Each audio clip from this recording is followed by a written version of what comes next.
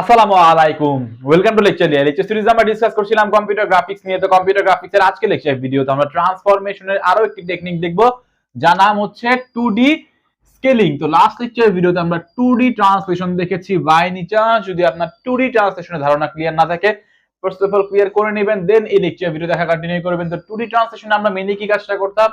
2D ট্রান্সলেশনে mainly আমাদের একটা অবজেক্টকে আমরা এক জায়গা থেকে আরেক জায়গাতে নিতাম, অর্থাৎ মুভমেন্টটা করতাম। তো এক্ষেত্রে আমাদের শেপ বা সাইজ এগুলো কোনো পরিবর্তন হতো না, জাস্ট এক জায়গা থেকে আরেক জায়গাতে নিতাম। বাট 2D স্কেলিং এর ক্ষেত্রে আমরা যে কাজটা করব, আমাদের যে অবজেক্ট রয়েছে এই অবজেক্টের সাইজের উপর এফেক্ট এখানে পড়বে। সাইজ আমরা এখানে ইনক্রিজ করব অথবা ডিক্রিজ করব, বা অন্য ভাষায় যদি আমরা বলি, আমরা আমাদের অবজেক্টটাকে হচ্ছে জুম করছি অথবা জুম আউট করছি, zoom in or zoom out. Just for example say এরকম আমাদের কাছে 2D ডাইমেনশন বা 2D একটা প্লেন রয়েছে। এই প্লেনের উপরে কোনো একটা ট্রায়াঙ্গেল রয়েছে, সে এরকম একটা ট্রায়াঙ্গেল, এখানে একটা পয়েন্ট, সে এটা এ, এখানে একটা পয়েন্ট, এটা হচ্ছে বি পয়েন্ট, এবং এইখানে একটা পয়েন্ট রয়েছে, এটা হচ্ছে একটা সি পয়েন্ট। তো এই যে অবজেক্ট, এই অবজেক্টের সাইজটা চাই আমরা ইনক্রিজ করতে। তো এটা যদি আমরা ইনক্রিজ করি, সে এরকম একটা আমরা অবজেক্ট পাচ্ছি, এইরকম একটা ইনক্রিজড অবজেক্ট আমরা পাচ্ছি। শেপ যা আছে তাই আছে, জাস্ট হচ্ছে সাইজ ইনক্রিজ হয়ে যাচ্ছে। সো এটা রেসপেক্টে আমরা এ প্রাইম, এটা রেসপেক্টিভে আমরা বি প্রাইম, এটা রেসপেক্টিভে আমরা সি প্রাইম পাচ্ছি। তো এখন কথা হচ্ছে আমরা এই শেপ থেকে বা হচ্ছে এই যে এই সাইজ থেকে, যেটা হচ্ছে রিডিউসড সাইজ, এই সাইজ থেকে এই বড় সাইজে আনতে পারি কিভাবে? এই কোঅর্ডিনেটটা চেঞ্জ করে।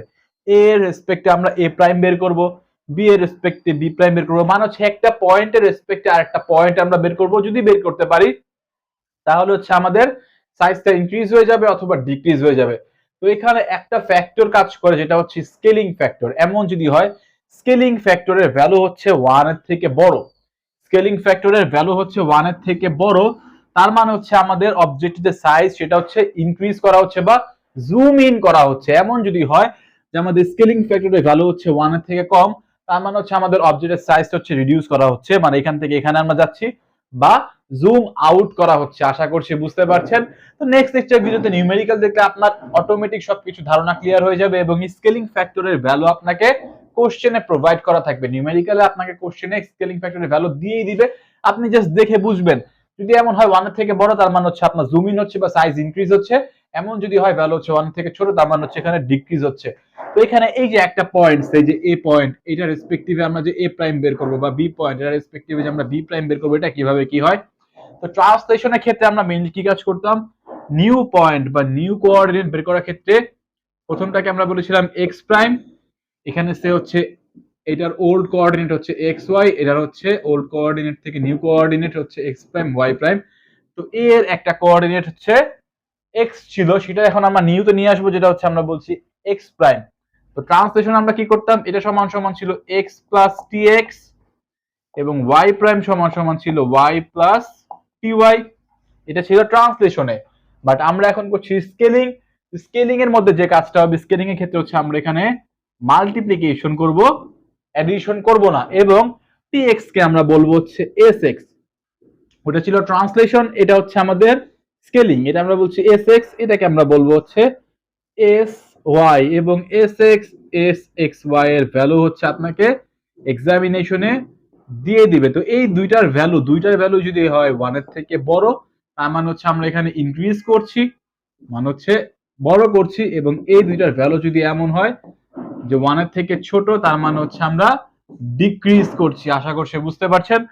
তো এইখানে যেটা হচ্ছে ফ্যাক্ট, আপনি এই কাজটা এভাবেও করতে পারেন, অথবা আপনি ম্যাট্রিক্স ফর্মেও করতে পারেন, আপনার যেভাবে ভালো লাগে, ম্যাথ আপনার যেভাবে ইজি মনে হয় সেভাবে আপনি করতে পারেন। তো ম্যাট্রিক্স ফর্মে যদি আমরা করি, তো এখানে এরকম একটা ফর্মেট পাবো, এক্স প্রাইম ওয়াই প্রাইম, এই দুটো আমাদের আউটপুট বা নিউ ভ্যালু বা নিউ কোঅর্ডিনেট।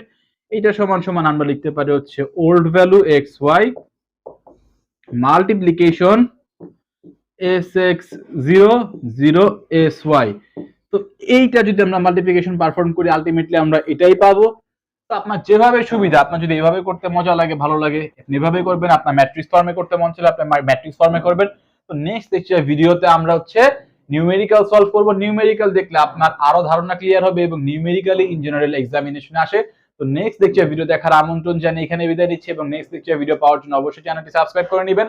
পাশে যে নোটিফিকেশন বাটন রয়েছে, নোটিফিকেশন বাটনের নোটিফিকেশন অল করে দিবেন। আসসালামু আলাইকুম।